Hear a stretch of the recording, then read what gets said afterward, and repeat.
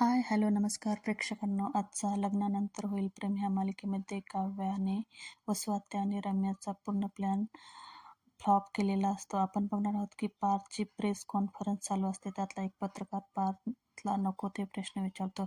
तुमच्या पर्सनल आयुष्यामध्ये इतकी वाईट परिस्थिती असताना सुद्धा तुम्ही भरघोस यश मिळवलं, याबद्दल तुम्ही काय सांगाल? हा प्रश्न ऐकून सगळेच चकित होतात. पार्थ थोडा चिडतो आणि म्हणतो, नेमका तुम्हाला म्हणायचं काय आहे? रम्या पार्थला समजावते, पत्रकारांच्या अशा प्रश्नांकडे लक्ष देऊ नका आणि शांत व्हा. दुसऱ्या सीनमध्ये जेव्हा गार्डनमध्ये असतो, त्यांनी फ्रॉन्स खाल्ल्यामुळे त्याला खूप ॲलर्जी झालेली असते. हे बघा गुड्डू खूप घाबरतो आणि म्हणतो, जीवा भैया हे काय झालं तुम्हाला? गुड्डू म्हणतो, तुम्हाला काहीतरी तकलीफ होत आहे. तुमचा चेहरा पण लाल झालाय, तुमच्या बदनला पण खुजली येत आहे, पसीना पण आला आहे, काहीतरी तकलीफ आहे. जीवा भैया बताओ हमें बताओ. जेव्हा म्हणतो ॲलर्जी झाली. गुड्डू म्हणतो, कशाची ॲलर्जी? जेव्हा म्हणतो, फ्रॉन्सची ॲलर्जी. गुड्डू म्हणतो, फ्रॉन्सची? मग ते तुम्हाला ॲलर्जी होते तर तुम्ही का खाल्लं? जेव्हा खूप अंग खाजवतो आणि म्हणतो, माझ्या चकाचक बाईसाठी, तिने माझी काळजी घ्यावी म्हणून.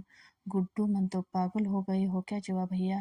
वेडे झाला तुम्ही जीवा भैया. जीवा म्हणतो, प्रेमात वेडेपणाच लागतो. गुड्डू त्याचा हात धुतो आणि नंतर, चला उठा लवकर लवकर, उठा, चला आपण डॉक्टरकडे जाऊया.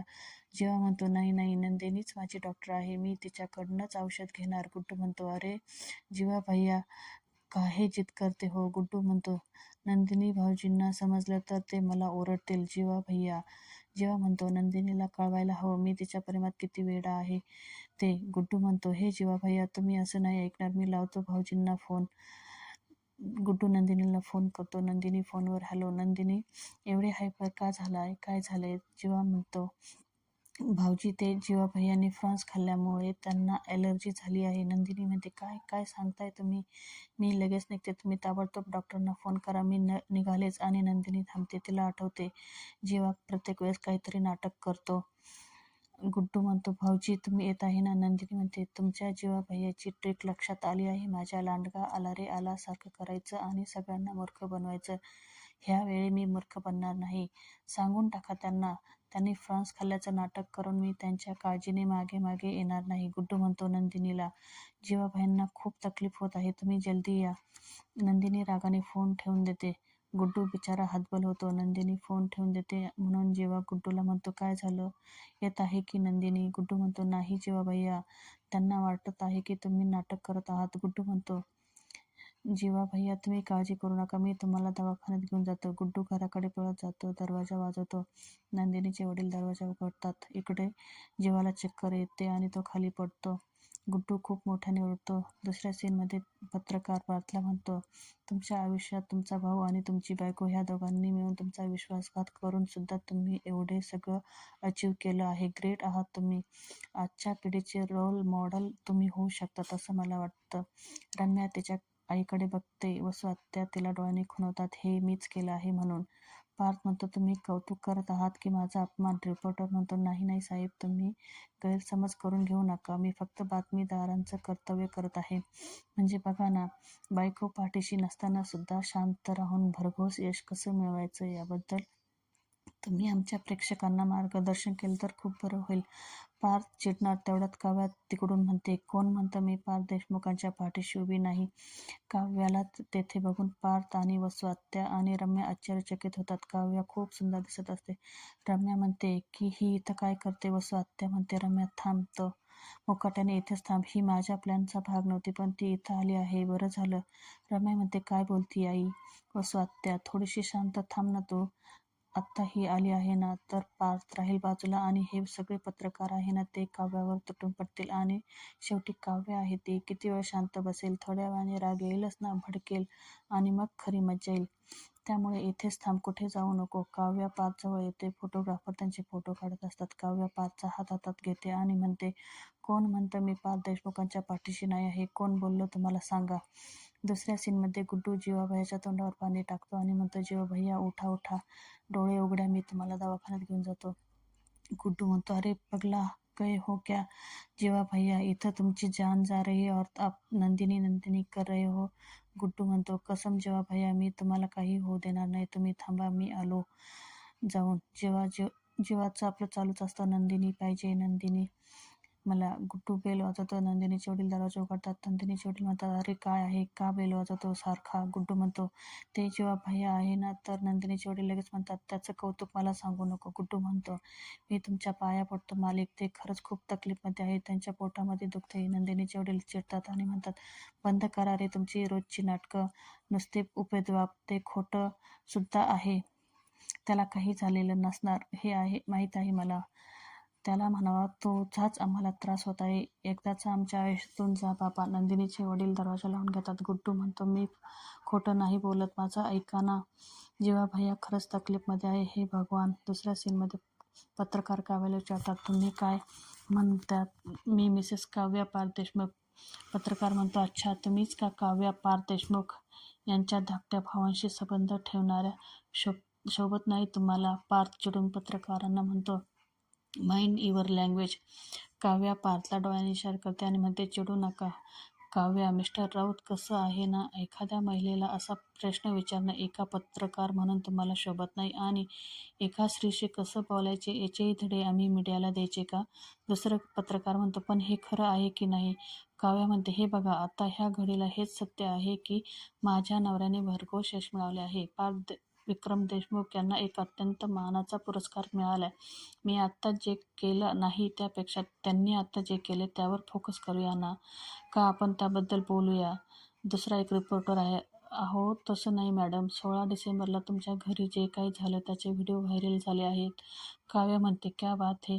चुकीच्या गोष्टी तुम्ही बरोबर व्हायरल करतात, पण बरोबर गोष्टी तुम्ही का नाही व्हायरल करत आहात? पत्रकार म्हणतो, कारण दरवेळेला काळ्यावर पांढरं ठासून व्हाईट वॉश करणं, गोष्टींना काळ्यावर पांढरं लावून जो उडतो ना तो ग्रे कलर तुमच्या आणि पार्थ देशमुख यांच्या नात्यावर चढलाय. वसू आत्या आणि रम्या मात्र खूप खुश होतात. काव्या म्हणते, वा वा, क्या बात है. म्हणजे आमचं लग्न झाल्यापासून आमच्या नात्याबद्दल बाकीच्यांना जास्त काळजी आहे. म्हणजे बघा ना, पार्थ देशमुख विक्रम देशमुख यांच्या पावलावर पाऊल ठेवून यश मिळवतात, त्याबद्दल चर्चा होत नाही. देशमुखांची पुढची पिढी व्यवसायात इतकी छान तयार होत आहे त्याबद्दल बातमी करत नाही तुम्ही. पण देशमुख यांच्या खाजगी आयुष्यात काय घडते त्याबद्दल बरोबर चव्हाट्यावर आणतो हा मीडिया. त्यात बरोबर रस असतो नाही का तुम्हाला? आणि हे सगळे तुम्हीच व्हायरल करतात आणि आम्हाला प्रश्न विचारतात. त्याबद्दल तुमचं काय मत आहे? काय वाटतं तुम्हाला? असं कसं चालेल? हे बघा, माझा आणि माझ्या नवऱ्याच्या प्रायव्हसीचा भंग झाला आहे आणि मीडियाला खत मिळाल्या. दुसरी एक पत्रकार म्हणते, अहो प्रायव्हसीच्या बाता करताना तुमची प्रायव्हेट आयुष्य खरंच प्रायव्हेट करायला शिका ना. पार्थ म्हणतात, तुम्हाला काय म्हणायचं आहे? 16 डिसेंबरला तो व्हिडिओ आम्हीच काढला आणि आम्हीच व्हायरल केला का? दुसरा एक पत्रकार म्हणतो, कोणास ठाऊक, हल्ली तुमच्यासारखे लोक ट्रेंडिंगमध्ये राहण्यासाठी अगदी खालच्या थराला पण जातात. पार्थ, हे बघा, तुम्ही तोंड सांभाळून. काव्या पार्थला डोळ्याने इशारा करते, नको म्हणून. काव्या म्हणते, हे बघा, आपण यावर काहीतरी रिॲक्ट व्हावे आणि ह्या सगळ्या गोष्टीवर पुन्हा एकदा धुराळा व्हावा असं म्हणून चाललं आहे हे सगळं. काव्या म्हणते, आजचा दिवस माझ्या नवऱ्याच्या यश साजरा करण्याचा आहे, त्याबद्दल बोलायला पाहिजे आपण. पण तरीसुद्धा पार्थ देशमुख यांच्या कामाबद्दल बोलण्याऐवजी पार्थ देशमुख यांची बायको आणि तिच्या भूतकाळाबद्दलच तुम्हाला बोलायचं असेल तर खुशाल बोला. पण तुम्हाला मी एक गोष्ट सांगते, अजूनही ह्या जगात चांगले व्हावे, चांगले ऐकावे, चांगले शिकावे आणि त्यापासून इन्स्पायर व्हावे अशी इच्छा असलेले लोक आहेत. पण तुमचा हा पत्रकारितेचा असा ॲप्रोच बघून ती लोक तुमच्यावर नक्कीच फुली मारतील. आज ती माणसं मुठभर आहे, पण उद्या ती माणसं मैदानभर होते. कसे मी आणि पार्थ तुम्हाला उत्तर द्यायला बांधील नाही आहोत, पण तुम्ही मात्र त्या लोकांना उत्तर द्यायला बांधील असाल आणि राहाल. पण तरीसुद्धा तुम्हाला पार्थ देशमुख यांना अवॉर्ड मिळाले याबद्दल चर्चा करण्याऐवजी आमच्या भूतकाळाबद्दल चर्चा करायची असेल तर चला, ती सुद्धा करूया. एकदाचं काय ते सगळ्यांच्या मनातली प्रश्नांची उत्तरे देऊन मोकळी होऊया. एकदाचं बोलून टाकूया यांना या सगळ्याबद्दल. तुमच्या भाषेत काय ते लफडं. एकदाचं काय ते सगळ्यांची मनं शांत होऊ दे, तेवढी धमक आहे काव्या पार्थ देशमुखांमध्ये. विचारा. सगळेजण गप्प बसतात. विचारता मला जे प्रश्न विचारायचे आहेत ते विचारा. काय होते? माझ्या नवऱ्याच्या कौतुकाच्या आड माझा भूतकाळ येतोय ना, काढून टाकूया ना मग तो. बोला, वाहू दे माझ्या नवऱ्याचे निखळ पाणी. माझा नवरा पार्थ विक्रम देशमुख अत्यंत रॉयल आणि रिअल माणूस आहे. त्यांचं मन इतकं मोठं आहे की ते त्यांच्या बायकोचा भूतकाळ नक्की स्वीकारतील. दुसऱ्या सीनमध्ये गुड्डू सीडी लावून नंदिनीच्या घरात चढतो तर नंदिनीची आई म्हणते, गुड्डू तू इथं काय करतोयस? हळू गुड्डू म्हणतो, मोठे मालकीनबाई, माझी वाट लागेल. नंदिनीची आई म्हणते, पण तू इथं वर काय करतो? गुड्डू म्हणतो, ते मला यावं लागलं. मी ते सीडी लावून इथे आलो. त्याबद्दल मला माफी द्यावी. ते जेव्हा भैयांची तब्येत खराब झाली ना, ते सांगायला आलो. म्हणून मी खाली आलो होतो साहेबांना सांगायला. पण साहेबांनी माझं काहीच ऐकलं नाही. उलट ते माझ्यावर ओरडले आणि दरवाजा बंद करून टाकला. नंदिनीची आई म्हणते, काय झालं जीवांना? गुड्डू म्हणतो, जेव्हा भैयांनी फ्रॉन्स खाल्ले त्याची ॲलर्जी झाली. नंदिनीची आई म्हणते, शक्यच नाही, जेव्हा फ्रॉन्स खातच नाही. गुड्डू म्हणतो, तुमचं बरोबर आहे मालकीनबाई, पण नंदिनी भाऊजींसाठी त्यांनी खाल्ले. नंदिनी भाऊजी त्यांची काळजी घेतील म्हणून खाल्ले. लेकिन आता त्यांची तब्येत लई बिघडली आहे. त्यांचं पोट खराब झाले, त्यांना पसीना आलाय, त्यांचा चेहरा लाल झालाय. म्हणून हेच सांगण्यासाठी मी खाली गेलो. पण साहेबांनी माझं ऐकलं नाही. म्हणून मी हे असं सीडी लावून वरती आलोय तुम्हाला सांगण्यासाठी. गुड्डू म्हणतो, मालकीनबाई तुम्ही खाली चला आणि जेव्हा भैयांना वाचवा. नंदिनीची आई म्हणते, म्हणजे नंदिनीसाठी आता जीवांना स्वतःच्या जीवाची पण पर्वा नाही का? पण तू त्यांना डॉक्टरांकडे का नाही नेलं? गुड्डू म्हणतो, हमरी सुनते कहा है वो? त्यांना त्यांना सांगितलं पण ते ऐकतच नाही. त्यांना नंदिनी भाऊजीच पाहिजे. आता काय करायचं? मालकीनबाई तुम्ही तरी जेव्हा भैयांना समजावा. जेव्हा भैया खूप भला आदमी आहे. नंदिनीची आई ठीक म्हणते, चल लवकर आपण त्यांना दवाखान्यात घेऊन जाऊया. मी माझ्या जावयांना काही होऊ देणार नाही. चल लवकर गुड्डू. गुड्डू म्हणतो, मोठ्या बाईसाहेब तुम्ही पुढं जा, मी सीडीने खाली उतरतो. मोठ्या मालकांनी मला बघितलं तर मला ओरडतील. गुड्डू सीडीने खाली उतरून येतो. नंदिनीची आई, जेव्हा काय झालं तुम्हाला? नंदिनीसाठी किती वेडेपणा हा. फ्रॉन्स खाऊन त्रास होतो ना तुम्हाला, मग का खाल्ले तुम्ही? चला डॉक्टरकडे जाऊया. पण जेव्हा म्हणतो, नाही मला नंदिनी पाहिजे. हो, तुमचा चेहरा किती लाल झालाय, सगळा किती त्रास होतोय तुम्हाला. मग चला गुड्डू, चला यांना उठव. जीवाचं आपलं चालूच असतं. नाही मला नंदिनी पाहिजे. आता नंदिनी भाऊजी जेव्हा भैयांना समजावू शकतात. तुम्ही जल्दी त्यांना फोन करून बोला, नाहीतर यांची तकलीफ अजून वाढेल. मी त्यांना सांगायला फोन केला होता पण त्यांनी वाटलं मी झूठ बोलतो आहे. नंदिनीची आई म्हणते, तिला का खोटं वाटेल? गुड्डू म्हणतो, व हमें भी नाही पता है. पण जेव्हा भैयांचं प्रेयर त्यांना नौटंकी वाटतंय. त्यांना असं वाटतंय की सारखं सारखं खोटं बोलतायत. मालकीनबाई तुम्ही विनंती करतो, तुम्ही त्यांना जल्दी बोलवा. नंदिनीची आई म्हणते, नंदिनी पण तिच्या वडिलांसारखंच विचार करायला लागले आहे. बरं बरं तू थांब, मी जाते आणि तिला फोन करून बोलवते. तू जरा लक्ष ठेव यांच्याकडे. दुसऱ्या सीनमध्ये काव्या पत्रकारांसमोर बोलत असते.